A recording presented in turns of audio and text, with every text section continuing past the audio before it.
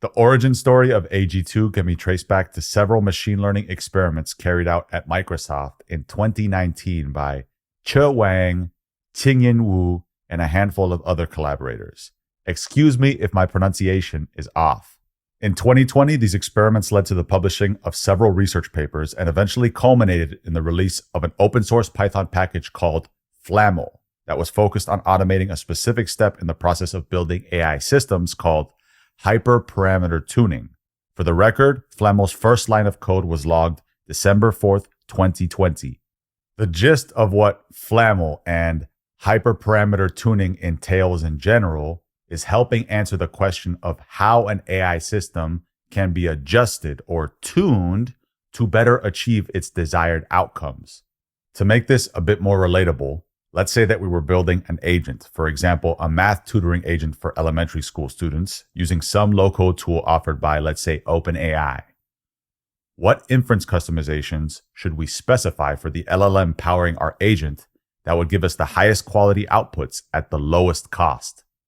We could manually adjust these knobs and vibe test our way to glory, or we could use FLAML to test different configurations for us and tell us which configuration works best. If anyone out there could point me to some resources where I can learn more about the fundamental knowledge behind FLAML, that would be greatly appreciated. Anyways, let's get back to the history line. In the years following FLAML's release in 2020, it was adopted by many machine learning teams at a variety of enterprises, including Microsoft.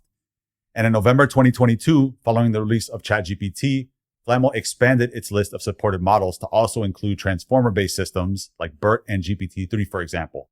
Several months after adding support for transformer-based models, Chi Wang and Qingyun Wu began adding experimental modules to the FLAML codebase related to what we now call AI agents to help them automate their own work with respect to the writing of high-quality Python code.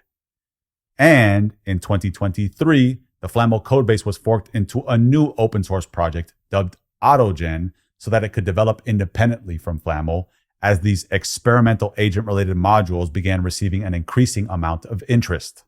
Throughout 2023 and 2024, AutoGen steadily grew in adoption and popularity as more staff engineers at Microsoft became involved with the project.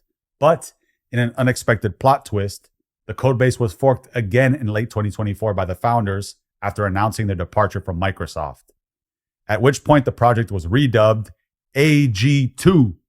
Judging by various announcements made online in late 2024, it seems as if some of the individuals at Microsoft who helped develop AutoGen throughout 2023 and 2024 will continue doing so under the Microsoft banner, while, as mentioned, the founders, Chi Wang and Qingyun Wu, excuse me if my pronunciation is off, will continue developing AG2 independently alongside a community of open source contributors from around the world. So, long story short, AG2 represents the line of development associated with the founders of the ecosystem we are presenting in this video. Looking through the development history of both AutoGen and AG2, it appears they began diverging in July 2024, 5 months before the announcement of AG2 was made. So, at the time of recording in January 2025, AutoGen and AG2 already differ by over 400 commits. To get started with AG2, you can explore the tutorials and guides found on docs.ag2.ai and join the AG2 Discord, which boasts over 20,000 members, for additional support as you dive deeper.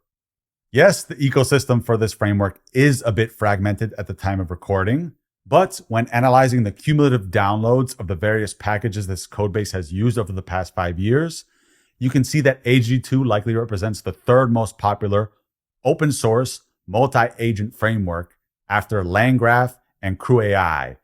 Peace!